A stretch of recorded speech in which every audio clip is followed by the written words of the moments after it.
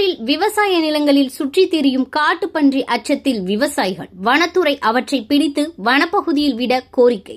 கரூர் மாநகராட்சிக்கு உட்பட்ட புதிய பேருந்து நிலையத்திற்கு பின்புறம் உள்ள திருமாநிலையூர், செல்லாண்டிபாளையம், ராயனூர் இதற்கு இடைப்பட்ட பகுதிகளில் விவசாய நிலங்கள் அதிகம். பாசன வாய்க்கால் செல்வதால் சதுப்பு நிலம் போன்று காணப்படுகிறது. தென்னை மரங்கள் மற்றும் கால்நடைகளுக்கு தேவையான சோளத்தட்டை மற்றும் புல்களை விவசாயிகள் வளர்த்து வருகின்றனர். கால்நடைகள் வளர்ப்பிலும் ஈடுபட்டு வருகின்றனர்.